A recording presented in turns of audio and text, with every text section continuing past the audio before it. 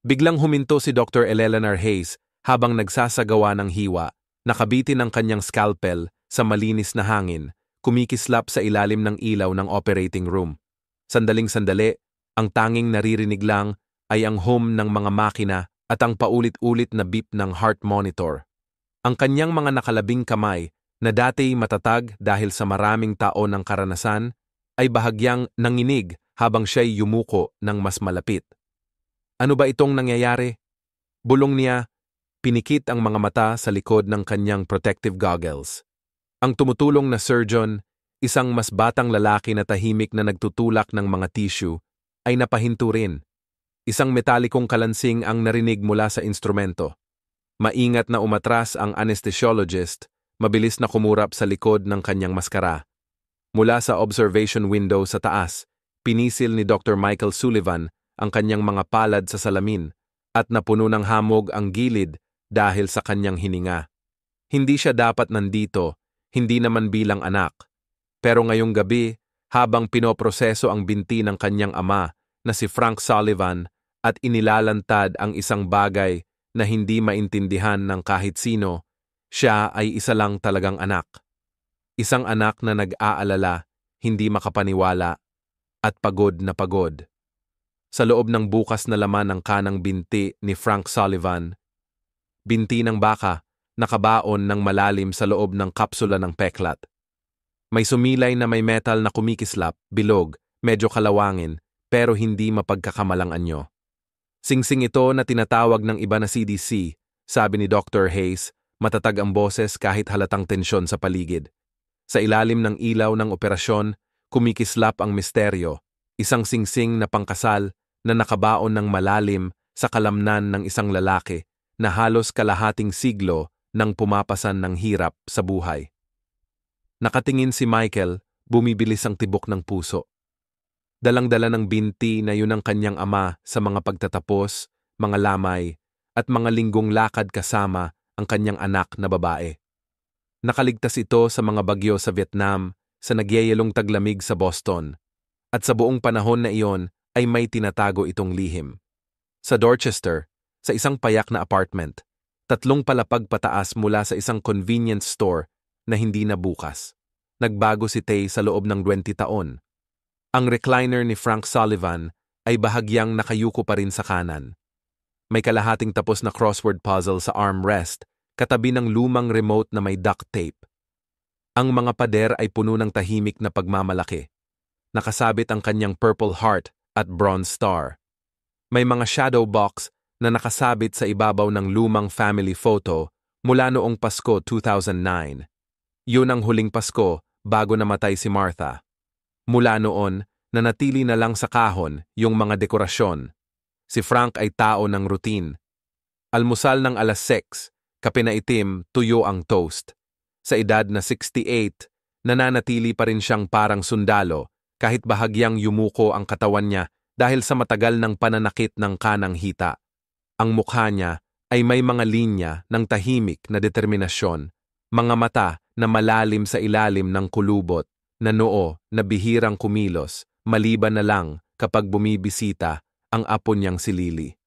Lolo, pwede ba tayong mangisda kapag uminit na ulit? Tanong niya nung nakaraang linggo, malambing ang boses habang nagdo-drawing ng isa pang ibon sa pantalan. Ngayon, isang heron. Tumango si Frank ng walang pag-aalinlangan, nilalampasan ang hapdi sa kanyang binti, yung paninigas na lalong lumala nitong taglamig.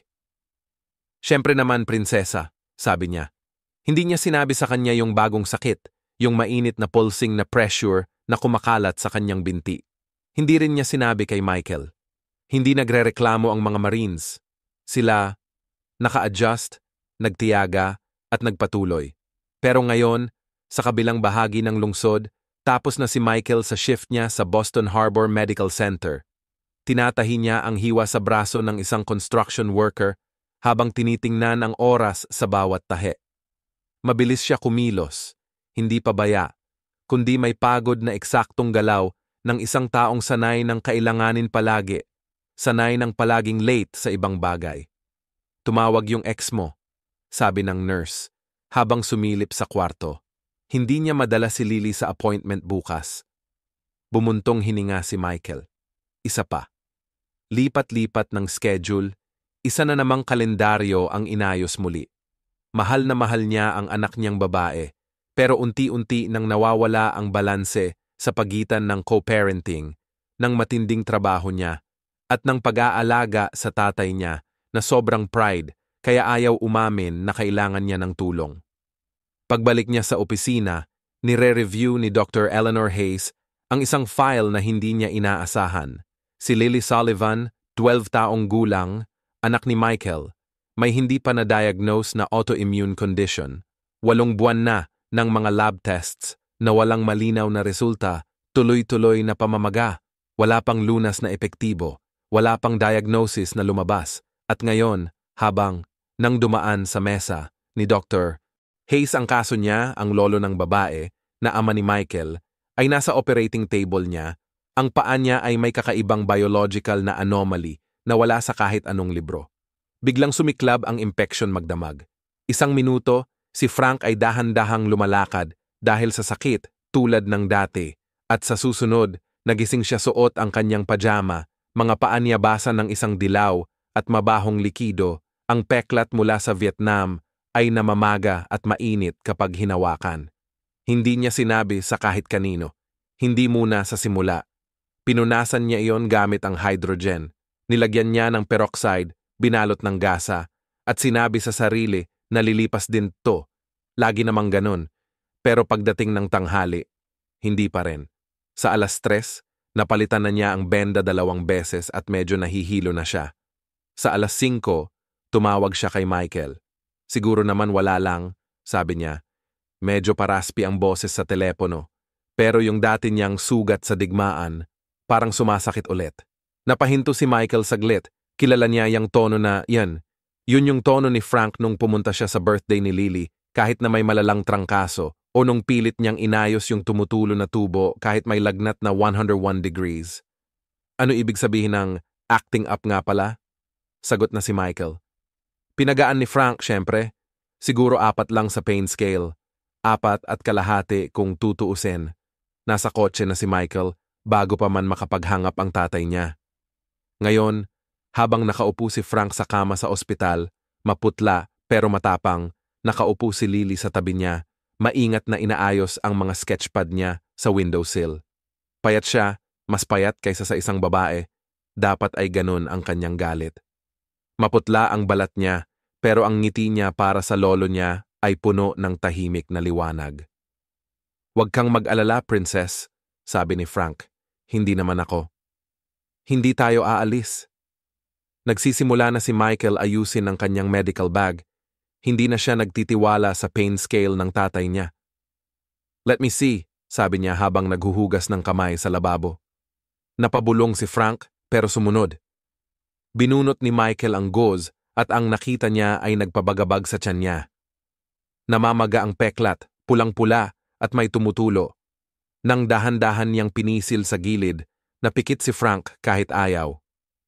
"Dapat tinawagan mo na ako kaninang umaga," sabi ni Michael. "Akala ko kakayanin ko lang," bulong ni Frank. "Ikaw." Mali ang inakala ko. Sinukat ni Michael ang temperatura ng tatay niya, 101.3. "Tatay, seryoso ito. Kailangan ka nating dalhin sa ER dahil may maliit kang impeksyon na posibleng kumalat sa malalim na tissue, parang lumang sugat sa digmaan." "Oo," tumingin si Lily mula sa kanyang drawing. "Kakayanin ba ni Lolo yan?" Ngumiti si Frank sa kanya ng mas banayad kaysa sa nakikita ni Michael sa loob ng ilang buwan. "Kakayanin ko naman, anak. Doktor lang yan na sobra mag-ingat. Alam mo na kung paano siya." Pero ang totoo, natatakot si Frank. Hindi niya pa naramdaman to dati. Pinaniwala ni Michael. Pinilit niyang umalis. Hindi madali. Pero napasakay din niya siya sa kotse. Si Lily nasa likod. Hawak ang lumang army cap ni Frank na parang sagrado. Pagdating sa ospital, hindi na sila dumaan sa pangkalahatang ER. Direkta silang dinala sa wing ng mga veterano. Nagulat ang nurse nang makita si Michael. "Hindi ko alam na duty ka ngayong gabi." "Hindi po," sagot ni Michael. "Pati itong tatay ko. Vietnam vet, infected ang lumang sugat, mataas ang lagnat, posibleng early sepsis." Sinalubong sila ni Dr. Margaret Wilson sa triage. Mabilis, maayos, at mabait siya. Tugmang-tugma sa, "Doktor na gusto mo kapag may krisis. Kukuha kami ng imaging. Simulan agad ang IV antibiotics," sabi niya. "Baka kailangan pa namin siyang i-admit overnight." Tinangkang tutulan ni Frank pero hindi siya pinayagan ni Michael. Habang hinihila si Frank papunta sa scan room, kumaway si Lily mula sa likod ng salamin. Nakatingin si Frank sa kanya at sa sandaling iyon parang nawala ang lahat. Ang sakit, ang mga makina, ang mga dekadang katahimikan tungkol sa totoong nangyari sa gubat na iyon. Nagbago na lahat. At wala sa kanila, si Michael, Frank, Lily o kahit si Dr. Hayes, ang nakakaalam. Gaano ba talaga? Ang hissing ng oxygen, ang banayad na pulso ng mga monitor, ang malamig na amoy ng ospital. Nawala lahat yon nang unti-unting mawalan ng malay si Frank Sullivan. Pero hindi siya nakaramdam ng kapayapaan doon. Hindi, dinala siya ng isip niya sa isang mas mabagsik, mas malinaw na lugar kaysa sa malilinis na puting pader ng Boston Harbor Medical Center. Ulan. Walang tigil, walang humpay na ulan. Yung klase ng ulan na nagpapasipsip hanggang buto at nananatili sa mga botas mo ng ilang araw.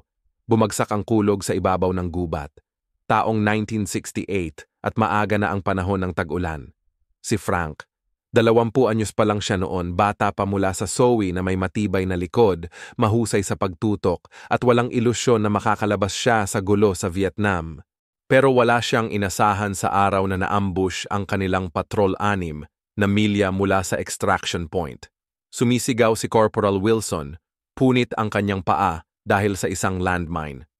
Umatras si Lieutenant Richard Davidson sa gitna ng kaguluhan, hinihila ang sugatang marine sa likod ng isang nahulog na puno habang pumapasok ang mga bala sa mga puno. Si Frank ang pinakamalapit sa pagsabog. Ang kanyang binte ay parang nasusunog, parang tinatak ng impyerno mismo. Pero nanatili siyang nakatayo, nagpapaputok ng mga patama mula sa kanyang M16 para takpan ang kanilang pag-atras. Dumaloy ang dugo sa kanyang pantalon, mainit at tuloy-tuloy, pero napawi ng adrenaline ang sakit.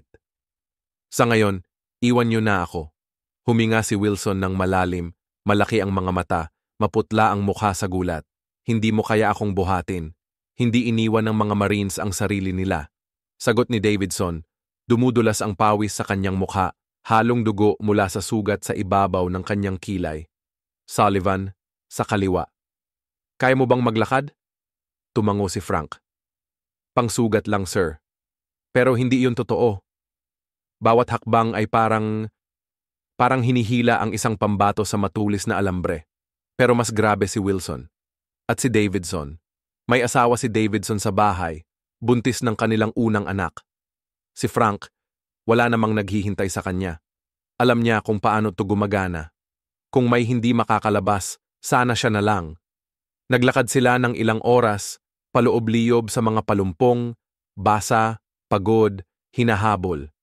Nang makarating sila sa pansamantalang extraction zone, nang hihina na si Davidson, punit-punit ang uniforme niya, may putik at dugo sa kaliwang bahagi ng katawan. "Patay ang radyo," sabi niya. "Ginugulo ang sira-sirang transmitter sa field. Kailangan nating maghintay ng chopper." Yumakap si Frank sa puno, humihingal ng malalim. Sakit-sakit ang paa niya. Kinuha niya sa bulsa ng kanyang shirt ang isang litratong gusot at kupas. Larawan ng kanyang nakababatang kapatid na babae at nanay sa Boston. Pero may nadama siyang iba sa kanyang mga daliri. Kamay ni Davidson ang kumilos papalapit sa kanya, ilang minuto lang ang nakalipas, nanginginig, ang boses niya mahinahon at matatag sa gitna ng gulo. "Kung hindi ako makaligtas," sabi niya habang tinatanggal ang kanyang singsing sa kasal, at ipinasok ito sa palad ni Frank, "Ibigay mo ito kay Claire, sabihin mo sa kanya. Sabihin mo sa kanya na iniisip ko siya. Ikaw mismo ang magsasabi," bulong ni Frank habang itinatago ang singsing sa kanyang bulsa at tinutulungan si Davidson na ilipat sa mas ligtas na posisyon. "Kakayanin mo to, sir." Hindi sumagot si Davidson. Humina ang kanyang paghinga at nagsimulang mabulagan ang kanyang mga mata.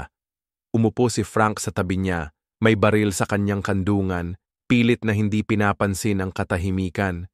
Hindi dumating ang medevac hanggang umaga.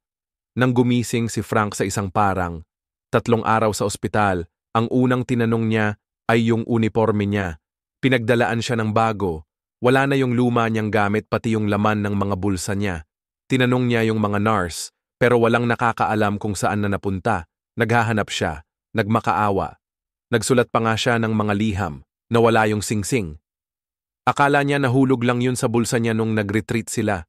Baka nalagyan sa putik, baka ninakaw, baka nakalibing kasama ng dugo ni Davidson sa gubat. Hindi na niya malalaman. Pero ang alam ni Frank, yung bagay na nagpapagising sa kanya sa gabi. Taon-taon na gabi, iniisip niya na nabigo siya. Nasira niya ang pangako niya. Pagbalik niya sa States, sumakay siya ng tren papuntang Newton, Massachusetts. Nasa unang bahagi pa ng 1969.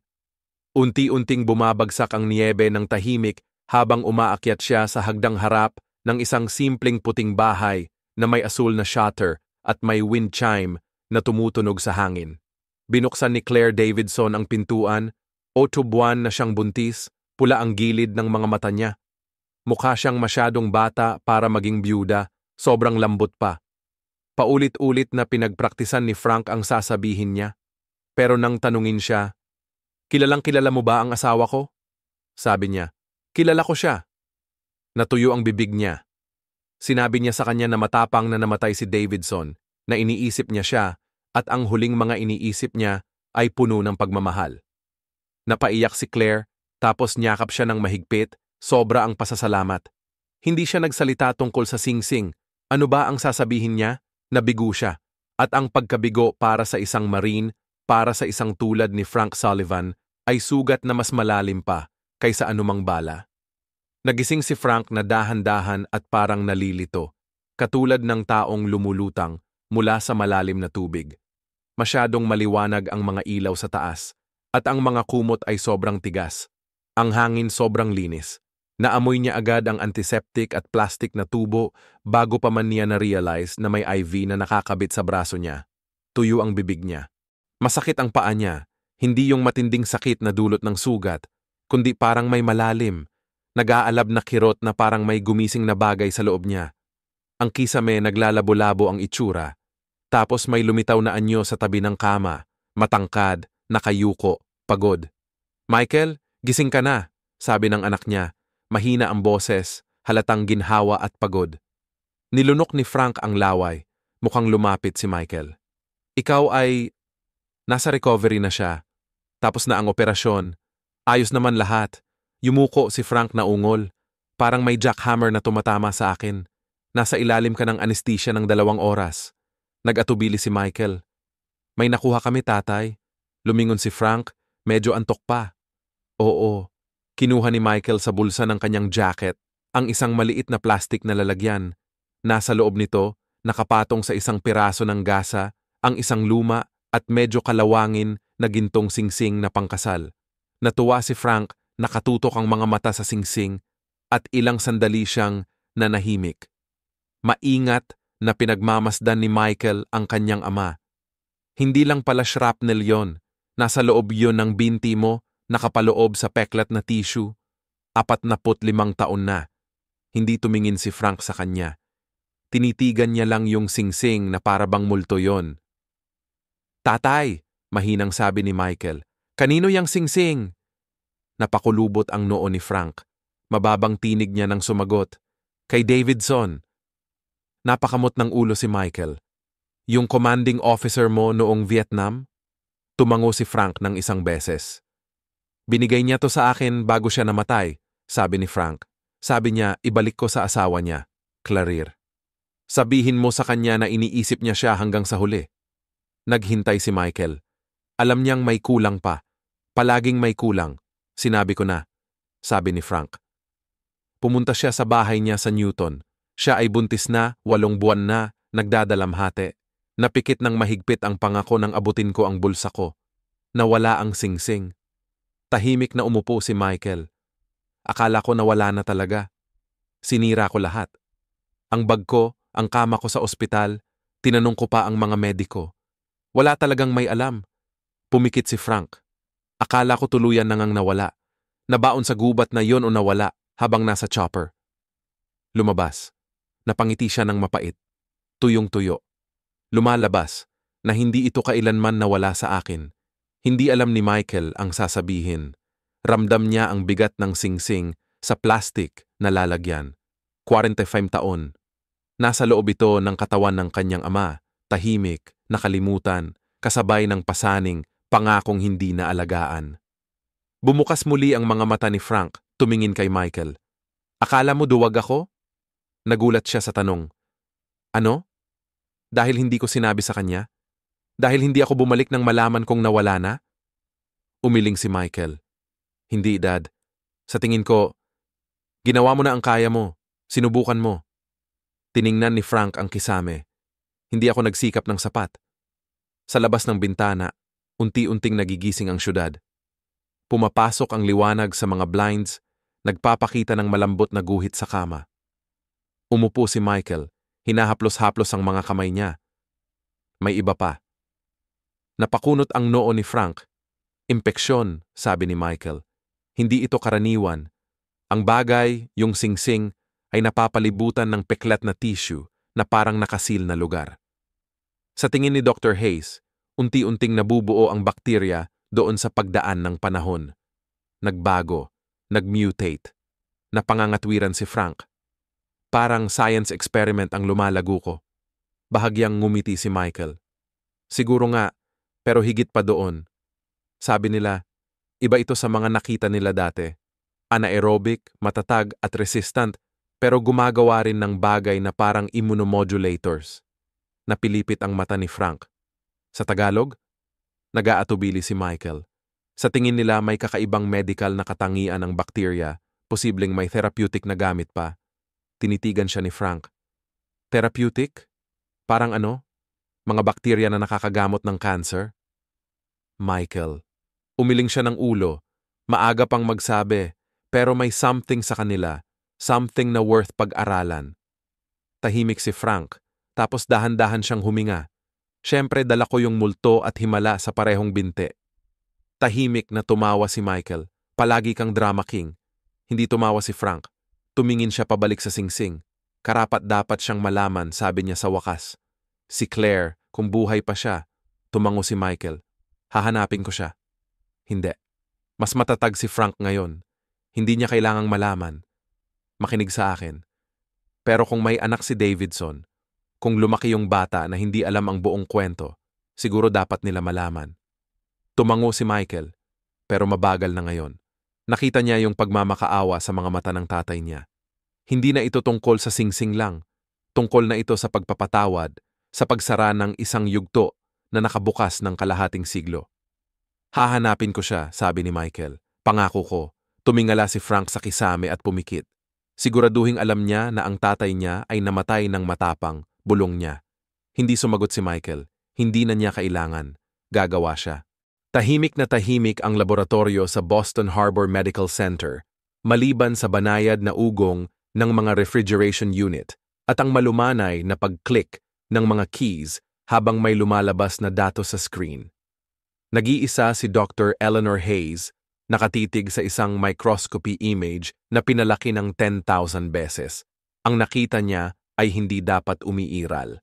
Ang sample na kinuha mula sa impektadong tissue ni Frank Sullivan ay mayroong buhay na koloniyang bakterya na kayang mag-sustain ng sarili, hindi lang isang uri, kundi ilan pa na bumubuo ng tila isang komplikadong anaerobic system. Ecosystem na nakatago sa liwanag, oxygen, at immune response ng halos 5 dekada. Naging hiwalay ito sa ibang bagay. Ang lumabas ay isang bagay na hindi pa na-classify, isang bagay na sinauna pero bago rin. Lumapit siya ng bahagya. Ang sample ay matatag, buhay pa, at kakaiba ang ginagawa ng mga chemical na hindi pa niya nakita sa anumang pathogen. Isang compound, lalo na ang mukhang pumipigil sa sobrang aktibong immune cells sa vitro, pinipigilan ang cytokine storms at kinokontrol ang pamamaga. Parang gamot na. Mabilis na nagsulat si Hay ng note, tapos huminto. Kinikiliti niya ang dulo ng kanyang panulat.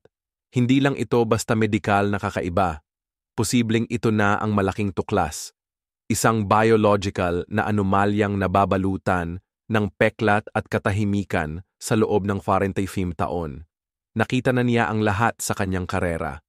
Pero ito, parang revolusyonaryo na. Lumingon siya nang marinig ang mga yapak sa pasilyo. Lumabas si Michael sa pintuan, kalahating nakabato ng puting coat at medyo baluktot ang tie. Mukhang hindi siya nakatulog, at hindi nga. May mga bagong balita ba? Tanong niya. Inanyayahan siya ni Dr. Hayes na pumasok. Oo, actually, at kailangan kitang tanungin. May something. Sa totoo lang, napangisi si Michael. Sige, ipinakita niya sa kanya ang screen. To bacterial colony, di pa ako nakakita ng ganito. Anaerobic siya, mabagal magparami, at mukhang gumagawa ng mga secondary metabolites na nakakaapekto sa immune signaling pathways. Lumapit si Michael. Ibig sabihin, maingat niyang sabi. Posibleng may medical application ito, lalo na sa paggamot ng autoimmune at inflammatory na mga sakit. Tumayo si Michael ng tuwid, kumurap-kurap. Parang hindi sumagot ng tama si Dr. Hayes, sabi ni Lily.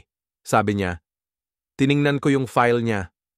Matapos ang surgery ng tatay mo, curious ako sa mga markers sa huling lab results niya. Medyo kakaiba sila. Sabi ko, alam ko. At halos pareho sila ng pattern ng cytokine suppression na nakikita ko sa bacterial strain na ito. Biglang nanlamig si Michael. Sinasabi mo ba na may koneksyon yung bakterya sa binti ng tatay ko sa nangyayari sa katawan ng anak ko? Sagot ni Hayes ng dahan-dahan. Sinasabi ko na posibleng may koneksyon, pero hindi ibig sabihin na iyon ang sanhi. Baka lang kasi may kakaibang reaksyon ng anak mo sa immune system niya, isang klase na pwedeng makatulong itong bakterya na to para gumaling siya. Umupo si Michael sa upuan, gulat na gulat. Pero imposible yon, sabi niya. Hindi naman kailanman na-expose si Lily. Teka, naalala niya. May isang pagkakataon noong nakaraang taon na natutulog si Frank sa sofa tapos tinutulungan siya ni Lily mag-bandage sa maliit na sugat sa paa niya. Hindi naman seryoso, surface lang yon. Napangangatwiran si Dr. Hayes. Kung nakadikit siya sa mga likido, posibleng may konting bakterya na naipasa. Pwedeng nailipat, medyo bihira, pero hindi imposible. Kumirot ang tiyan ni Michael. Anong gagawin natin? Pag-aaralan natin yan, sabi ni Hayes ng simple lang, pero may problema. Lumingon siya sa salamin na bintana na nakaharap sa laboratorio ng mga nakahahawang sakit. Sa likod nito, may dalawang tao na nag-uusap ng mainit. Si Dr. Rivera, ang pinuno ng lab, at ang isa naman, matangkad, may pilak na buhok at seryosong muka, si Dr. Robert Bishop, ang punong medikal na opisyal ng ospital. Huminga ng malalim si Hayes. Hindi naman masyadong natuwa si Bishop. Nag-inat si Michael. Ano ba ang alam niya? Sapat, para gusto niya tayong ipatigil. Tumayo siya at nagtawid ng mga braso. Iniisip niya na naglalaro tayo sa panganib na biohazard, di autorisadong eksperimento, posibleng kaso, murmur ni Michael sa ilalim ng hininga. Ganun ba? Hindi, sabi ni Hay. Pero nasa gray area tayo. Hindi pa nakaka-classify ang bakterya. Hindi natin alam ang buong kilos nito, pati na ang pangmatagalang epekto.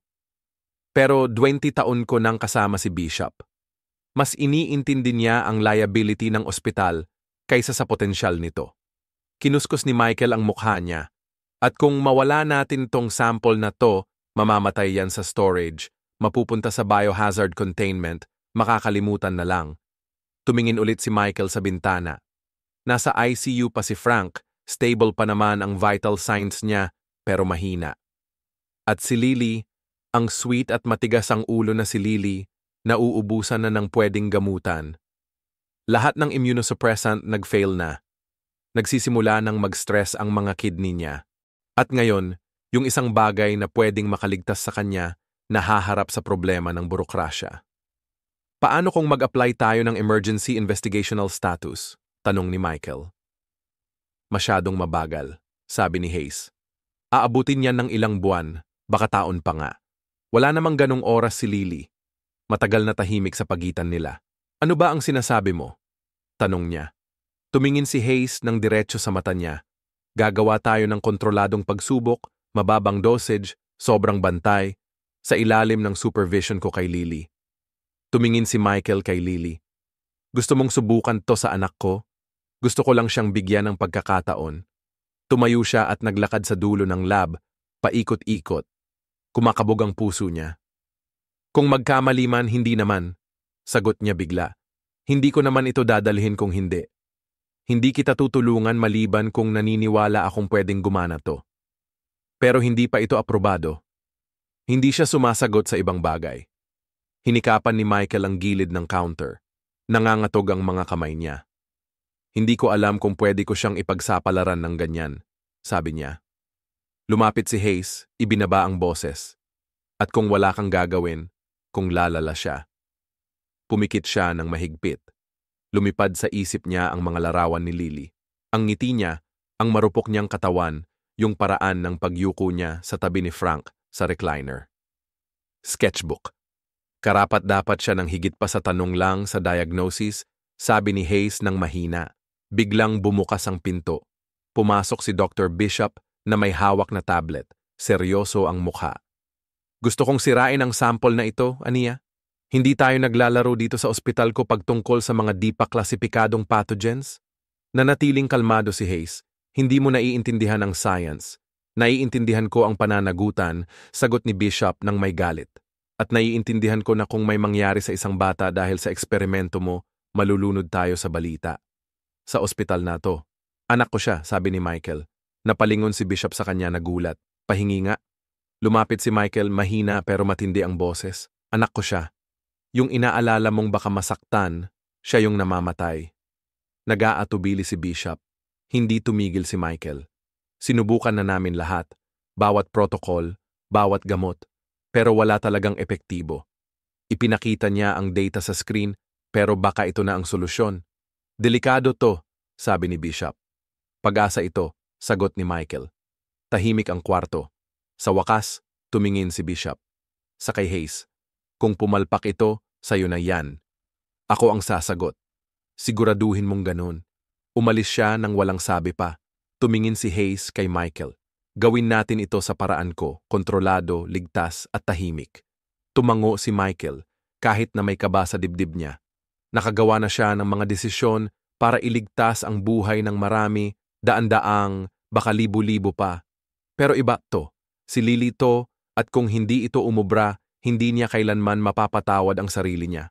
Nakabaon ang kahon sa loob ng aparador, nakatago sa likod ng maayos na nakatiklop na mga flannel na damit, at isang tambak ng mga luma nang hindi na ginagamit.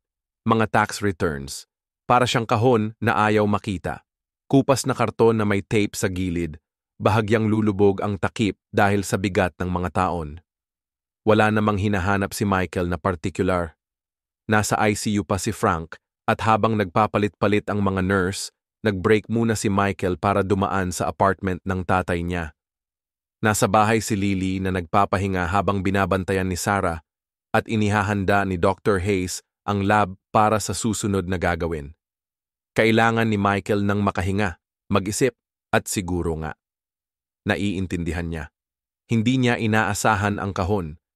Wala itong label, simpleng kahon lang na walang marka maliban sa isang salita na nakasulat gamit ang itim na marker sa isang gilid, ang sulat ng kanyang ama na hindi mapagkakamali.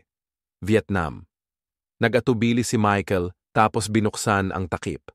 Ang unang nakita niya ay isang tambak ng mga nakatiklop na berdeng uniforme na mahigpit na nakabalot sa plastik. Sa ilalim niyon, may ilang itim-puting larawan. Mga batang lalaki na naka-uniforme, magkadikit ang mga braso, nakangiti kahit na may putik sa kanilang mga bota. Kasama si Frank sa ilan sa mga iyon, mas payat, mas bata, may pag-asa pa rin sa mga mata niya. Sa ilalim ng mga larawan, may isang bunton ng mga sobre na nakatali ng kupas na tali. Mga liham. Umupo si Michael sa kama, biglang nanginig ang mga kamay niya. Dahan-dahan niyang binuka ang tali na parang matutunaw kung hihipan niya ng malakas. Bawat sobre may petsa, malinis at maayos ang sulat kamay. Ang pinakamatanda, ay mula pa noong 1967. Karamihan ay para sa kanyang ina, si Martha, bago sila ikasal, bago ipinanganak si Michael. Mga liham ng pag-ibig na puno ng pananabik, mga kwento tungkol sa init, mga lamok, mga tunog mula sa malayo, artillery. Pero yung mga huling liham, yung mga may petsang bandang Enero at Pebrero 1969, ang nagpahinto kay Michael. Hindi iyon para kay Martha, para iyon kay Claire Davidson. Binasa niya ang una na may petsang Pebrero 4, 1969. Medyo kumupas ang tinta pero mababasa pa rin ang sulat. Mahal kong Claire, hindi ko alam paano ito isusulat. Sinubukan ko na ng ilang beses. Dapat sana nakarating ako ng mas maaga. Dapat nahanap ko ang mga salita. Pero sa tuwing susubukan ko, nauurong sila. Kasama ko si Richard nung siya ay namatay. Gusto niyang mapasa iyo ang kanyang singsing. Pinangako niya ito sa akin. Pero pagbalik ko sa field hospital, nawala na siya. Hindi ko alam kung paano. Sinuri ko ang gamit ko, mga damit ko, pati sumulat pa sa staff kung nahanap ba iyon. 20 akong taon noon. Nabigo ko siya. Nabigo kita. Akala ko kung sabihin ko sa'yo ng harapan, maiintindihan mo. Pero nung nakita kita sa balkonahe noon, para kang kinabukasan na pinaglaban niya hanggang kamatayan. Naramdaman ni Michael na humigpit ang kanyang lalamunan. Nagbasa pa siya ng isa, tapos isa pa. 5 lahat sila, walang amoy, lahat ay maingat. Kalma lang siya, pero bawat isa, mas masakit kaysa sa nauna. Si Frank, nagpapakipot sa guilt, kahihiyan, at sa bigat ng pangakong nabigo at digmaang hindi talaga natapos. Bakit hindi niya sila pinadalhan? Pumikit si Michael. Kasi kung pinadalhan niya sila, magiging totoo na. Ibinalik niya ang mga liham sa mga sobre at dahan-dahang tumayo. Ang tatay niya, yung lalaking hindi nagsasalita ng higit 5 salita tungkol sa digmaan, na tinatanggal ang bawat subok na emosyonal na koneksyon sa pamamagitan ng biro o ungol, ay dinadala ito ng 45 taon. Mga taon, isang kasinungalingan, isang lihim, isang natabing katotohanang nana na kasing lalim ng singsing sa kanyang paa. At ngayon, literal na lumitaw ang katotohanang iyon.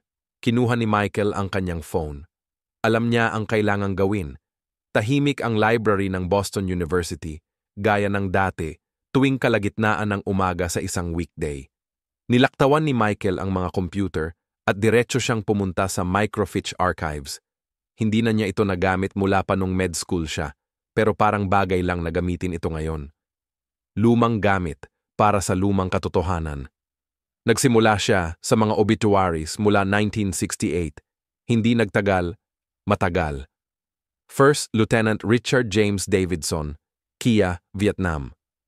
Naiwan ng asawa niyang si Claire Davidson at nang hindi pa ipinapanganak nilang anak. Nabanggit sa anunsyo ng libing ang serbisyong gaganapin sa Newton, Massachusetts, sa unang bahagi ng Desyembre. Sinundan ni Michael ang mga bakas, mga lokal na dyaryo, mga buletin ng simbahan, tapos isang anunsyo ng kapanganakan 7 linggo pagkatapos noon. Si Richard James Davidson Jr. ipinanganak noong Enero 25, 1969. Pinangalanan siya ni Claire ayon sa kanyang ama. Bumilis ang tibok ng puso ni Michael. Kinuha niya ang laptop at sinimulang maghanap sa mga pampublikong tala, mga record, at mga database ng unibersidad, anumang makita niya. Pagkatapos ng 2 maling simula at 3 paywall, napunta siya sa faculty directory ng MIT. Richard J. Davidson, PhD, Department of Biology, edad 45, tirahan, Cambridge, Ma. Tumingin si Michael sa screen. 5 milya lang siya mula sa apartment ng tatay niya. Yung taong matagal nang bumabagabag kay Frank, yung singsing ng tatay na nanatili sa loob ng katawan ni Frank ng halos kalahating siglo, ay halos kapitbahay lang nila. Sandaling hindi gumalaw si Michael. Naalala niya si Frank na nakahiga sa ICU. Nakakabit sa mga makina si Lily, maputla at marupok. Ang kinabukasan niya parang nakasabit sa isang sinulid, pati ang singsing na nakapahinga pa rin sa kanyang malinis na lalagyan. At si Claire Davidson, na siguro ay nasa 70s o 80s na ngayon, na maaaring hindi pa rin nalaman kung ano ang nangyari sa huling hiling ng kanyang asawa. Hindi na ito tungkol lang sa pagsasara ng isang chapter. Ito ay tungkol sa legasiya, alaala, at marahil ay pagtubos. Kinuha niya ang kanyang telepono at tinawagan ang numerong nakaregister sa opisina ni Dr. Davidson. Tumunog ito ng 2 beses bago sumagot ang voicemail. Nag-atubili si Michael. Tapos, "Kumusta? Si Dr. Michael Sullivan ito. Sa tingin ko, kailangan nating mag-usap. Tungkol ito sa tatay mo." Maikli lang yung email na pinadala ni Michael, parang clinical. Walang paligoy-ligoy. Walang desperadong pakiusap. Puro lang ang mahalaga. "Ako, si Dr. Michael Sullivan. Naglingkod ang tatay ko, si Frank Sullivan. Kasama ang tatay mo sa Vietnam. Sa palagay ko, may dala siyang bagay para sa pamilya niyo. Pwede ba tayong magkita?" Sumagot siya 2 araw pagkatapos. Magalang, hindi agad pumayag, medyo maingat. "Nagtuturo ako tuwing Lunes at Miyerkules. Pwede sa Martes ng 3:00 ng hapon, MIT Biology. Gusali, kwarto 437. Nakatayo si RJD sa labas ng kwarto 437. Pinakinis ni Michael ang harap ng kanyang Amerikana at sinubukang huwag pansinin ang kaba sa kanyang tiyan. Nakaharap na siya sa mga trauma surgeon, mga magulang na nagdadalamhati, mga terminal na diagnosis. Pero iba to. Hindi ito tungkol sa paggamot. Tungkol ito sa alaala. Kumatok siya ng 2 beses. "Pasok," sabi ng isang tinig. Maluwag pero simple ang opisina. May mga aklat na nakalinya sa mga pader. Maayos na nakalagay ang mga specimen at modelo ng DNA sa gitnang mesa. At sa likod ng mesa, may isang lalaki na nasa kalagitnaan ng 40s, ang edad ang tumingin pataas, galing sa laptop. May panganang tatay, si Richard J. Davidson Jr. Halos agad na napansin ni Michael. Parehong matulis ang panga. Pareho ang matatag na mga mata. Nakasuot siya ng navy na sweater sa ibabaw ng puting shirt, mga manggas na ka-turn up, mga daliri nakaalalay pa rin sa ibabaw ng keyboard. "Ikaw ba si Dr. Sullivan?" "Oo." Lumapit si Michael, iniabot ang kamay. "Michael." Mahigpit at kalmado ang pagkakahawak ni Richard. "Sige." Tinuro niya ang isang upuan. "Ano ang usapan natin dito?" Maingat na umupo si Michael. Medyo komplikado at medyo kakaiba. Napangangatwiran si Richard. Nakakarinig na ako ng mas malala pa. Nakakakita ng mga weird na bagay araw-araw ang mga biologist. Nag-atubili si Michael, tapos kinuha niya yung maliit na plastic na lalagyan. Nasa loob nito yung gintong singsing ng kasal na nakalapag sa puting gauze. Hindi agad nag-react si Richard. "Naniniwala akong sa tatay mo ito," sabi ni Michael ng mahinahon. Tahimik. Yumuko ng bahagya si Richard, tinitingnan ng singsing. "Sandali." Parang bigat ng hangin sa kwarto. "Namatay ang tatay ko bago pa ako ipinanganak," sabi niya ng pantay ang boses. "Ako, hindi ko pa nakita yung singsing na yan." Tumango si Michael, kasama ng tatay ko na si Frank Sullivan, nung namatay siya. Magkasama silang nagpatrol. Nagkaroon ng ambush. Binigyan siya ng tatay mo ng singsing at sinabi niyang ibalik ito sa nanay mo. Hindi nagbago ang ekspresyon ni Richard, pero nakita ni Michael yung kumislap sa mga mata niya. May maliit at masakit na bagay na matagal nang nakatago. At naibalik ba niya? Hindi. Sabi ni Michael ng mahina, hindi dahil ayaw niya, kundi kasi hindi niya kaya. Nawala yung singsing. Napahinto siya. Hanggang 2 linggo na ang nakalipas nung nag-perform kami. Operasyon sa binti ng tatay ko. May naiwan na banyagang bagay sa peklat na tissue. Ito yung singsing. Umupo ng dahan-dahan si Richard, nakakross ang mga braso. Sinasabi mong bit-bit niya, to sa loob ng katawan niya buong mga taon na, to? Tumango si Michael. At inaasahan mong maniwala lang ako diyan? Hindi man lang nagalaw si Michael? Hindi. Pero may dala akong patunay. Kinuha niya sa bag niya ang isang folder. Nandoon ang mga photocopy ng mga sulat ni Frank, yung mga walang amoy. Nasa kahon pa yung mga orihinal, pero may bigat na ito. Inilabas niya ito. Sa kabila ng mesa, matagal na pinanood ni Richard ang folder bago ito binuksan. Hindi siya nagsalita. Hindi siya kumurap. Tahimik na naghintay si Michael, Pinapanood ang lalaki habang binabasa ang sulat ng isang estranghero na minsang nagluklok sa tabi ng kanyang ama habang papalapit sa kamatayan sa putik at dugo ng isang banyagang digmaan. Pagkalipas ng 5 pahina, napikit ng mahigpit ang mga daliri ni Richard sa gilid ng papel. Mas lalo pang tumigas ang kanyang panga. Nang marating niya ang huling sulat, maingat niyang isinara ang folder tapos tumingin dito ng matagal. Sandali silang hindi gumalaw. Sa huli, si Richard, tumingala siya. Hindi ka nagsisinungaling, malumanay niyang sabi. Hindi masyadong nagsalita ang nanay ko tungkol sa tatay ko. Sinabi lang niyang matapang siya at namatay agad. Ayaw niyang lumaki ako na parang may multo sa paligid. Tinapik niya ang folder. Ito ang mga multo. Hindi nakipagtalo si Michael. Karapat-dapat siyang makita to, sabi ni Richard, parang sa sarili niya. Hindi ko alam kung ano na ang kalagayan niya ngayon. Siya ay 79 na, nakatira sa isang care facility sa Vermont. Maagang demensya, pasensya na. Tumango si Richard. Ako. Sa kanya muling tiningnan ang singsing. Ang weird. Palagi kong nararamdaman na may kulang. Hindi lang yung mga kwento pero hindi ko nga alam, parang may personal na bagay. Yung akin. Tahimik si Michael. Ewan ko anong gagawin ko dito. Aminado si Richard. Hindi mo kailangang magdesisyon agad. Dahan-dahan siyang tumango, tapos tahimik. Bakit mo ginagawa ito? Tiningnan siya ni Michael. Kasi hindi natapos ng tatay ko yung pangakong ginawa niya at kasi minsan sa tingin ko, nalalaktawan ng paghilom ang isang henerasyon. Hindi ko kayang ayusin yung nangyari. Saka lang siguro, pero baka makatulong ako para maayos lahat. Pinagmasdan ni Richard si Michael ng matagal. Tapos sabi niya, kailangan ko ng oras. Siyempre tumayo si Michael. Nandito lang ako, tawagan mo lang ako kapag handa ka na. Habang palabas ng opisina, isang tingin pa siya kay Richard. Hindi gumalaw si Richard.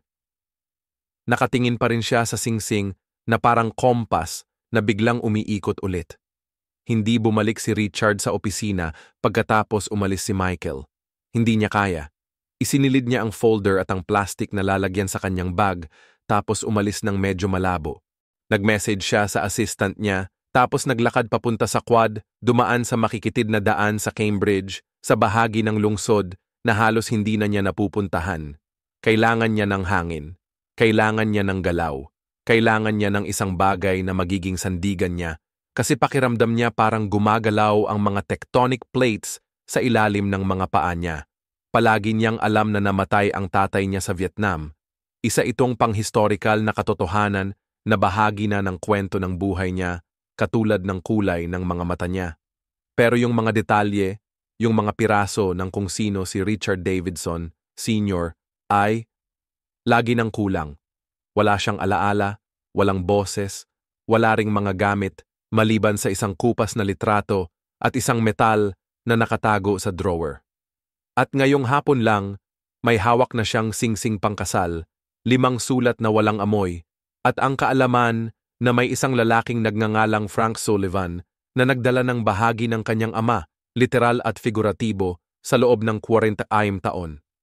Pagdating niya sa care facility sa Vermont kinabukasan, ang folder ay medyo luma na dahil sa madalas na paghawak. Nakaupo si Claire Davidson sa tabi ng bintana sa kanyang pribadong kwarto, nakabalot sa isang pale blue na cardigan. Ang kanyang puting buhok ay nakatali. Isang malambot na bunot sa likod ng kanyang ulo at may kumot na nakalagay sa kanyang mga tuhod.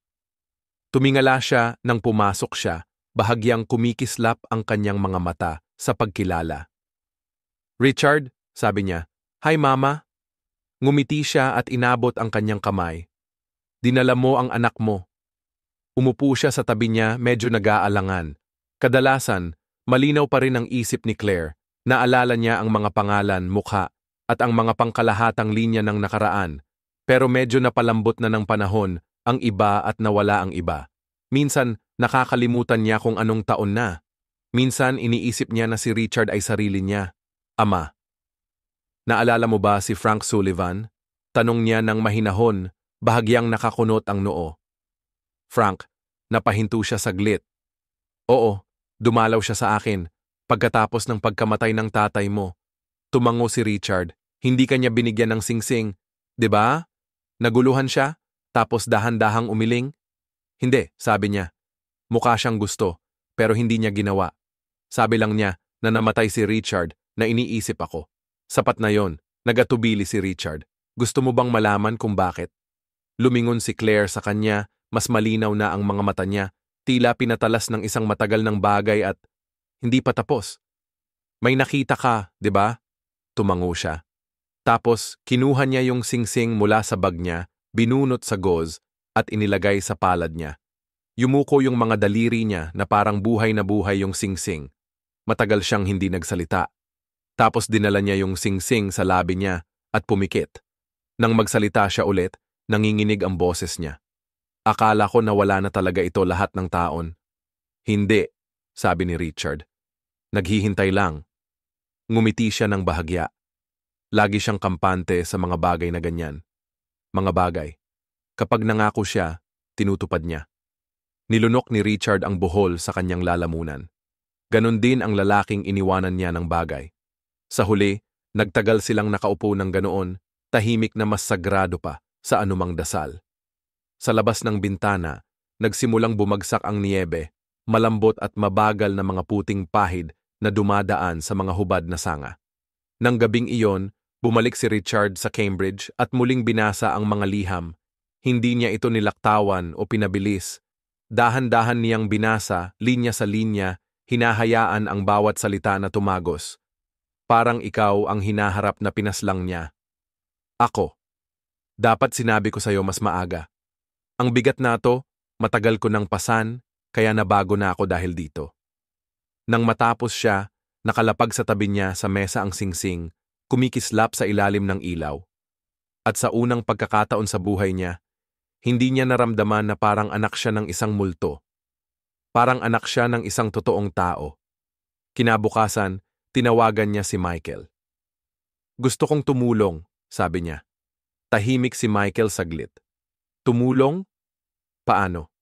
Sabi mo may immune condition ng anak mo. Nagtuturo ako ng microbiology, immunology. Hindi ako doktor pero may alam ako sa research. Gusto kong makisali. Huminga ng malalim si Michael. Malaki ang ibig sabihin niyan. Gusto ko rin makilala ang tatay mo kung kaya na niya. Kaya na niya soon. Mabuti. Nagkaroon ng katahimikan. Tapos sabi ni Richard, tinupad niya ang pangako. Alam mo, inabot siya ng kalahating buhay niya, pero ginawa niya. Sabi ni Michael, sa tingin ko kailangan niya talaga. Sa tingin ko kailangan ko rin siya.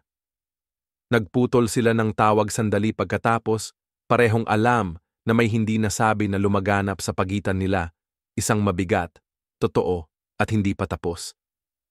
Ang lab sa Boston Harbor Medical Center ay mas tahimik kaysa dati, karaniwan lang yung umaga ng Biyernes. Sa labas, ang traffic ay dumadaloy sa Charles River Bridge, hindi alam na sa loob, may grupo ng mga eksperto na nasa gilid ng isang bagay na pambihira at posibleng kontrobersyal. Tinitingnan ni Dr. Eleanor Hayes yung mga petri dish na kumikislap sa ilalim ng biosafety hood. Yung mga kakaibang kolonya ng bakterya na nakuha mula sa binti ni Frank Sullivan, na ngayon ay fully sequenced na at lumalago sa mga hiwalay na kapaligiran. Ipinapakita ng mga sample ang mga kilos na hindi pa niya nakita dati. Mabilis na pag-adapt ng kolonya, protein, mga ekspresyong nagbago dahil sa stress, pati yung paraan ng pagdikit-dikit nila, parang may klaseng pagtutulungan ng mikrobyo na bihira makita kahit sa mga theoretical na papel lang. Tumingala siya sa monitor. Hindi kayo pangkaraniwan, bumulong siya sa mga bakterya. Halos kalahating siglo na kayong nag-e-evolve at ngayon, nagigising na kayo. Pumasok si Michael sa lab, suot ang lab coat sa ibabaw ng kanyang damit. May ID badge na nakapako sa dibdib. Mukhang hindi siya nakatulog at hindi ito malayo sa totoo. Kumusta ang... Sino? Tanong ni Eleanor nang hindi tumitingin. Tumaas naman uli ang lagnat ni Stable kagabi, pero bumaba uli dahil sa bagong kombinasyon ng antibiotiko. Hindi pa siya ligtas, pero nakakaya niya. At si Lily. Darating siya ng 1. Si Sarah ang magdadala sa kanya.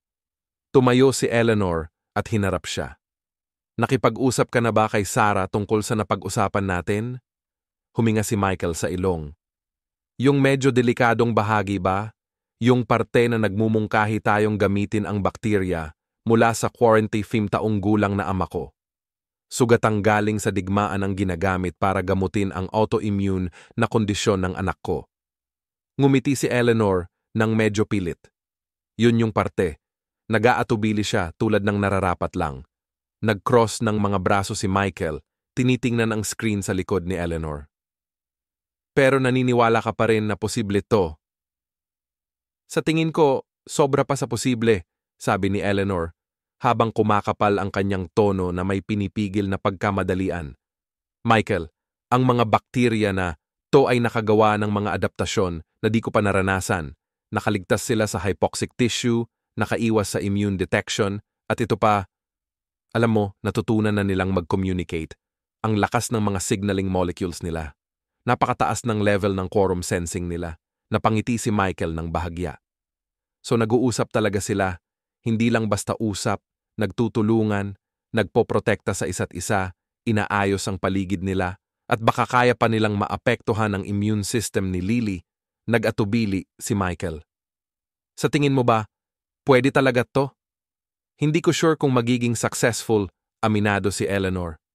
Pero kung ma-isolate natin yung mga signaling proteins at ma-modify para sa therapeutic delivery, oo, naniniwala akong may maayos tayong kandidato para pakalmahin ang kanyang immune system nang hindi ito pinipigilan. Kinuskos niya ang kanyang mga tinik. Alam mo ba kung gaano ito kabaliw, delikado, experimental at parang loko? Tumango si Eleanor. Totoo lahat yan, pero kung hindi natin susubukan, dagdag niya ng mahina, lalo lang siyang lumalala. Michael, sinabi mo nga mismo sa akin, kung lalala pa ang kondisyon ng kanyang mga bato, alam ko, sagot niya, pinutol siya. Maniwala ka, alam ko. Matagal silang nanahimik. Tapos, sabi ni Michael, ikaw na ang magkwento. Muling ginawa niya ang protokol, hakbang-hakbang, hindi dahil sa maling pag-asa, kundi dahil malinaw ang isip niya, nasa kontroladong kapaligiran, isang test sample muna, pagmamasid ng 72 oras, tapos at doon lang, isang maliit na dosis sa isang ligtas na trial. Tapos, anong sasabihin natin kay Lily? Ang totoo na ito ay isang research test na hindi natin alam kung ano ang mangyayari, pero baka makatulong at pwede siyang tumanggi. Tumango si Michael, napikit ang panga. 12 siya, mas matapang siya kaysa karamihan ng mga adult na kilala ko. Muling tumingin siya sa petri dish. Ang maliliit na kolonya ay bahagyang kumikilos sa ilalim ng mikroskopyo, buhay sa paraang hindi maipaliwanag. Kausapin natin si Sarah. At hindi galit si Sarah. Natakot at pagod siya. Nakatayo siya sa consultation room na mahigpit ang pagkakapatong ng mga braso. Kinakamot ng mga daliri niya ang manggas ng kanyang sweater habang nakikinig. Kailangan kong maging malinaw, sabi niya matapos ipaliwanag ang proposal. Ang bakterya na to, kahit ano pa man yan, galing sa sugat ng giyera na 45 taon na. Gusto niyong ilantad ang anak namin dito, hindi pwedeng mangyari yan. Yung bakterya mismo, linaw ni Eleanor. Yung mga signaling compounds lang. Ini-isolate namin yan sa mahigpit na kondisyon sa lab. Hindi lumalabas yung bakterya sa containment, pero galing yan kay Frank, tatay mo, sabi niya kay Michael. Gusto mong gamitin yung impeksyon ng tatay mo para gamutin ang anak namin? Hindi niya masisi yung tono ni Eleanor. Kung siya ang nasa posisyon niya, baka ganun din ang reaksyon niya.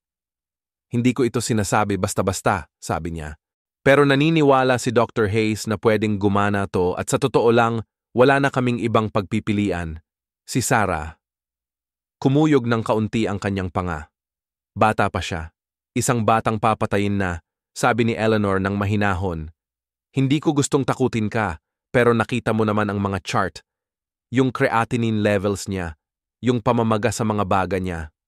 Susunod na yugto ay systemic na. Pumikit si Sarah.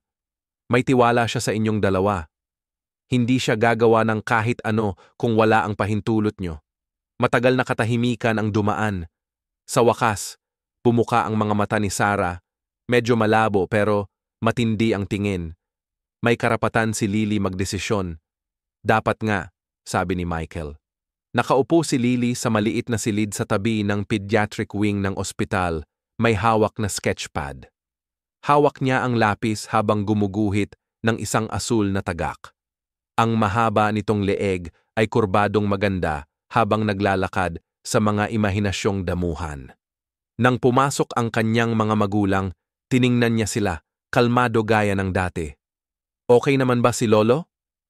Kaya niya kahit mahirap, sabi ni Michael habang lumaluhod sa tabi niya. Pero kailangan nating pag-usapan ang isang mahalagang bagay. Maingat na nakinig si Lily habang ipinaliwanag nila ni Sarah. Nasa kamay pa rin niya ang lapis nang marinig ang tungkol sa bakterya. Galing ba sa paa ni Lolo? Tanong niya, nakataas ang ulo. Bahagyang nakahilig. Oo, sabi ni Eleanor, espesyal talaga sila. Nakapag-adapt sila sa mga paraan na pwedeng makatulong sa katawan mo para hindi na ito umatake sa sarili niya. Parang nagtatago sila, natutong mabuhay, at ngayon baka makatulong sila para mabuhay din ako. Bahagyang ngumiti si Michael. Ganon din ang pwede mong isipin. Napaisip si Lily, paano kung hindi ito gumana? Sige lang, tuloy lang tayo sa pagsubok, mahina na sabi ni Sarah habang hinahaplos ang buhok ng anak. Lagi tayong nagsusumikap. Tumingin si Lily sa sketcha niya. Ako ba ang magdedesisyon? Tumango sina Michael at Sarah. Oo, tumingin si Lily kay Dr. Hayes. Marunong ka bang mag-drawing? Kumurap si Eleanor. Hindi naman masyado. Ngumiti si Lily. Ayos yan. Sige, susubukan ko ang eksperimento. Pero promise, turuan mo muna akong mag-drawing ng uwak. Ngumiti si Eleanor. Sige, ayos yan. Ang unang sample ay ibinigay 72 oras pagkatapos. Isang compound na gawa sa mga bacterial signaling molecules. Maingat itong ipinakilala sa IV ni Lily habang mahigpit ang pagbabantay. Si Frank, gising na pero nanghihina at hindi makalakad, ay nanood mula sa malapit. Nasa screen sa recovery wing. Nakaupo si Michael sa tabi niya, nakatutok ang mga mata sa vitals monitor. Mukhang maliit siya sobra, bulong ni Frank. Oo nga, sagot ni Michael. Sabihin mo sa akin na hindi ko siya pinagrabe. Lumikot si Michael sa ama niya, nagulat. Paano kung ako yung pinanggalingan nito? Kung galing sa akin, kung nasasaktan siya, hindi mo kasalanan yan. Sabi ni Michael, matatag pero mahinahon. Tatay, pwedeng mailigtas nito ang buhay niya.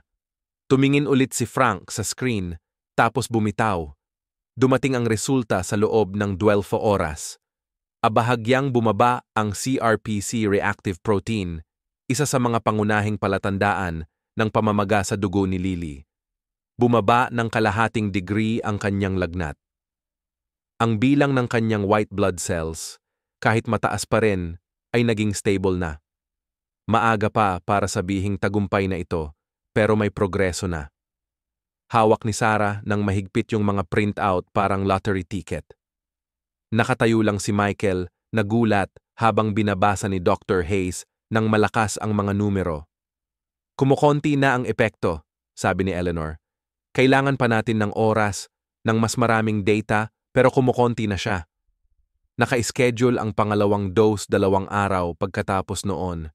Nang panahon na iyon, si Lily ay medyo hindi na kasing maputla ng dati ang balat niya. Mas gumanda ang gana niya kumain. Tumawa siya. Totoo, tumawa siya nang makarating na si Frank sa kwarto niya, dala ang isang baso ng ospital na puno ng dagdag na jello, at sabi niya na parang reseta ito. Umupo si Frank sa gilid ng kama niya ng halos 1 oras. Pinapanood siyang gumuhit at tinatanong ang bawat sketch na parang obra maestra. Ikaw ang totoong artist sa pamilya natin, sabi niya. Umiling siya. Sabi ni Mama, nanggaling yun sa kanya. Hindi, sabi ni Frank. Nanggaling yan sa puso mo mismo. Yun. Kung saan nanggagaling ang pinakamagandang bagay. Nang inilabas si Frank sa wheelchair, nagtagal si Michael sandali. Mas malakas siya kaysa akala ko, sabi niya. Galing sa'yo yan, sagot ni Frank. Umiling si Michael. Hindi, tatay. Galing yan sa amin pareho. Nang gabing yon, bigla ang bumagsak si Frank. Bumaba ang kanyang presyon ng dugo. Sumakit ang lagnat niya. Pagsapit ng 2:00 ng madaling araw, nasa ICU na siya ulit, walang malay, hirap huminga. Nakatayo si Michael sa tabi niya, nakapilas ang mga kamao, pinapanood habang binibigyan siya ng mga nurse ng likido, inaayos ang gamot, at tinawagan ulit si Dr. Hayes. Septic na naman siya, sabi niya ng seryoso. Mas malalim yung impeksyon kaysa akala namin, apektado na pati yung bone marrow. Tinitigan ni Michael ang monitor, pilit na inaasahan na magiging maayos ito. Sabi mo nga, nalampasan na niya yung worst. Oo, ganun nga, sagot ni Eleanor. Pero yung impeksyon na to, hindi sumusunod sa mga inaasahan. Sa hallway, biglang dumating si Richard Davidson Jr. Mukhang gulo ang itsura at halatang nag-aalala. Narinig ko siyang nagsabi, "May magagawa ba ako?" Hindi agad sumagot si Michael. Tapos sabi niya, "Sige lang. Manatili muna dito." Tumango si Richard at umupo. Dumating si Sarah agad pagkatapos noon. Natutulog si Lily. Iniwan ko ang nurse kasama niya. Gusto niyang i-check ko si Lolo. Naputol ang boses ni Michael. Hindi siya maganda ang lagay. Tapos may tumunog na monitor. Isang tuloy-tuloy na flatline na pumunit sa katahimikan ng kwarto. Code Blue, may tumawag. Nagsimula silang mag-CPR.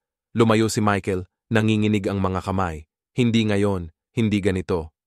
Kaya mo yan tatay, bulong niya. Huwag kang susuko ngayon. Nakaligtas si Frank sa digmaan, kasalanan, impeksyon, 45 taon ng paghihirap. Hindi siya pwedeng sumuko, mamamatay ngayong gabi. Pagkalipas ng 2 minuto, kumindat ang monitor, may pintig ng puso, mahina at mabagal. Pero nandyan, huminga ng malalim si Dr. Hayes. Babalik na siya. Napaluhod si Michael at umupo ng malakas sa tabi ng pader. Umupo si Sarah sa tabi niya, kamay niya'y nasa likod niya. Hindi sila nagsalita. Hindi na kailangan. At makalipas ang 3 araw, muling nagbukas ng mga mata si Frank. Ang unang taong nakita niya ay si Lily na may sketchpad sa kanyang kandungan. "Hey Lolo," malumanay niyang sabi. "Na-miss mo yung pangalawang gamot at ang drawing lesson ko." Dahan-dahang kumindat si Frank. "Humihinga pa ha?" "Halos hindi." Ngumiti siya. "Pero tinabi ko sa'yo yung jello." Bahagyang ngumiti siya. "Mabait kang bata. Matigas ang ulo mong matandang lalaki." Napatawa siya kahit masakit, pero hindi niya iniinda. Hinawakan niya ang kamay niya at niyakap ito. Unti-unting sumikat ang araw sa Boston Harbor, naglalagay ng maiinit na gintong sinag sa mga bintana ng ospital. Nakaupo si Frank Sullivan sa wheelchair malapit sa salamin, nakabalot sa fleece na kumot, pinapanood ang mga seagull na umiikot sa ibabaw ng bay. Maputla ang kanyang balat, mas kitang-kita ang mga ugat sa kanyang mga kamay kaysa dati. Pero tuwid ang kanyang tindig at ang kanyang mga mata, yung matalim at medyo kulubot na mga mata, buhay pa rin ang ningning. Nakamit na niya, hindi pa lahat, hindi pa ganun kalayo, pero mas malayo kaysa sa inaasahan ng kahit sino. Nakatayo si Michael sa likod niya, isang kamay nakapahinga sa likod ng wheelchair. Sa kabilang kamay niya, may hawak na maliit na kahon. "Sigurado ka ba dito?" Mahinang tanong ni Michael. Hindi agad sumagot si Frank. Sa halip, bahagyang kinatok niya ang bintana at itinaas ang daliri. "Nakikita mo yung parola dyan?" Kumunot ang noo ni Michael. "Oo, nung bumalik ako mula sa..." "Nam, dati din akong dinadala ng nanay mo rito kapag masama ang araw ko, para lang umupo at manood ng mga bangka." Sabi niya, "Hindi laging pwedeng madaliin ang paggaling." Ngumiti si Michael ng bahagya. Tama siya. Tumingin si Frank sa anak niya. "Panindigan natin ang pangako." At ang bahay ng Davidson ay nasa isang tahimik na kalye sa Cambridge, malapit lang sa MIT. Brick ang harapan. May mga halaman na umaakyat sa gilid. Malinis, matatag. Yung klaseng bahay na pinaninirahan ng mga henerasyon ng walang gulo. Binuksan ni Richard J. Davidson Jr. ang pinto bago pa sila makatok. Matagal na siyang naghihintay. Nakasuot ng blazer sa ibabaw ng plansadong damit. Mukha siyang propesor kaysa anak ng sundalo. Pero yung mga linya sa paligid ng mga mata niya nagpapakita ng mga taon ng pagsisikap na abutin ang isang aninong hindi niya lubos na naintindihan nung nakita niya si Frank na nakaupo sa wheelchair. Agad siyang lumapit. Hayaan mong tulungan kita. Itinaas ni Frank ang kamay. Walang gulo, simpleng hakbang at kwento lang. Tinulungan siya ni Michael na umakyat sa rampa at pumasok sa simpleng sala. May mga framed na litrato sa mantel. Si Richard Jr. kasama ang mga estudyante na para maging partner, isang mas batang bersyon ng kanyang ina. Isang litrato ang pumukaw ng atensyon ni Frank. Isang black and white na larawan ng isang binatang nakauniporme. Matulis ang tiwala ang mga mata. Richard Davidson Sr., may mukha ka niya, mahina ang sabi ni Frank. Tumango si Richard Jr., sabi nila, halos hindi ko siya natatandaan. Umupo sila. Iniabot ni Michael ang maliit na kahon kay Frank. Pinagpalit-palit ni Frank sa kamay niya tapos tumingin siya kay Richard. Dapat mas maaga pa akong dumating, hindi sumagot si Richard. Naghihintay. 20 anyos ako nun. Simula ni Frank, galing sa South Boston na bata. May sama ng loob na sobra, ng Fenway Park. Akala ko alam ko na ang kahulugan ng digmaan. Tapos nakilala ko ang tatay mo. Huminto siya saglit, kumirang ang lalamunan niya. Siya ang commanding officer ko, pero higit pa doon. Matatag siya, matapang sa paraang inaakala lang ng karamihan na kaya nilang gawin. Lagi niyang inuuna ang kanyang mga tao. Lumunok si Frank. Naambush kami, 1968. Sa panahon ng tag-ulan, tinamaan ako ng shrapnel sa paa. Dinala ako ng tatay mo halos 2 milya sa putik ng gubat, papunta sa extraction point. Maraming dugo ang nawala ko, pero hindi siya tumigil. Binuksan niya ang kahon. Sa loob, nakalagay sa madilim na velvet, yung kumupas na singsing na ginto. Malinis na ngayon. Halos hindi na mabasa ang inscription, pero kitang-kita pa rin. Para kay Richard, ang aking habang buhay na Claire. Binigay niya ito sa akin bago siya namatay. Sinabi niyang, ibalik ko ito sa nanay mo. Nangako akong gagawin ko. Tinitigan ni Richard ang singsing. Hindi niya kailanman sinabi na hindi niya alam. Sabi ni Frank, nawala ko ito o akala ko nawala. Hinanap ko ng ilang linggo, nilingon ko lahat. Nang mapagtanto ko na maaaring naitulak ito sa hita ko kasama ng shrapnel, ilang taon na ang lumipas at wala akong lakas ng loob na harapin siya. Pasensya na, hindi ko nagawa. Napahinto siya habang unti-unting sumasabay ang damdamin. Hinawakan ni Michael ang balikat ng kanyang ama. Marahang yumuko si Richard at inabot ang singsing mula sa kahon. Sabi niya, tinago niya ang litrato niya sa tabi ng kanyang kama hanggang sa araw ng kanyang pagpanaw, may bahid ng lungkot ang boses. Hindi siya muling nag-asawa. Palagi niyang sinasabi na namatay siya bilang bayani. Pero hindi ko talaga alam ang ibig sabihin noon. Tumingin si Frank sa kanya. Siya ang nagsalba sa akin. Buhay ako dahil sa kanya. Narito ang anak ko dahil sa kanya. At ang apo ko. Huminto siya, pumikit. Nakikipaglaban siya. Parang ginawa niya. Tumango si Richard, namumugto ang mga mata.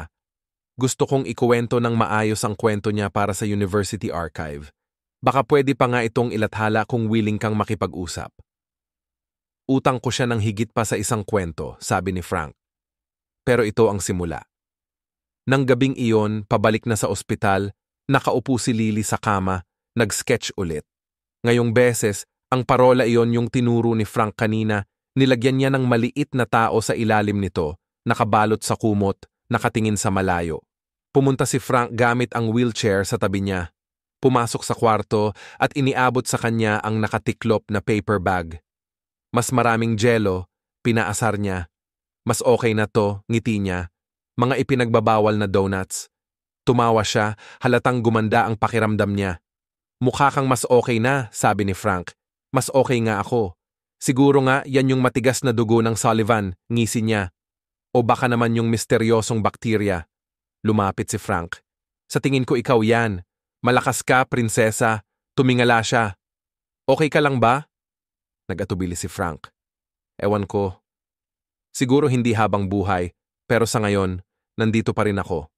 Inabot ni Lily ang kamay niya. Pangako, makakapala tayo ulit? Ngumiti si Frank. Paglabas mo dito, huhuli tayo ng malaking isda na pwede nating ikwento ng bongga sa mga susunod na taon. Kahit hindi man, magbibiro na lang tayo na nakuha namin. Parang mga totoong mangingisda, dumating ang balita kinabukasan. Bumaba ng malaki yung mga palatandaan ng pamamaga ni Lily. Nag-stabilize na yung kidney function niya. Medyo may pag-asa ang team pero maingat pa rin. Yumakap si Michael kay Sarah sa hallway, sobrang pagod kaya di na sila nagsalita. Nakatayo si Eleanor malapit, tinitingnan sila ng tahimik na may konting ngiti. Marami na siyang nakita na kaso na hindi maganda ang kinalabasan kaya hindi siya agad nagdiwang pero sa loob niya may pag-asa na sumibol. Isang linggo lang nailabas si Frank sa ospital. Umuwi siya gamit ang tungkod, may bagong reseta ng antibiotics at puno ang ref ng mga pagkain. Pinilit ni Lily na mag-stock siya ng pagkain. Sa unang gabi niya sa bahay, nakatayo siya sa pintuan ng apartment niya at tumingin-tingin. Nandoon ang shadow box na may purple heart at bronze star, yung family photo noong 2009, yung recliner na upuan niya nung unang sumakit ulit siya. Naupo siya, tahimik ang kwarto sa paligid niya. Sa mesa sa tabi niya, bukas ang kahon ng singsing pero wala sa loob yung singsing. Nawala na siya. Nakabalik na siya sa bahay.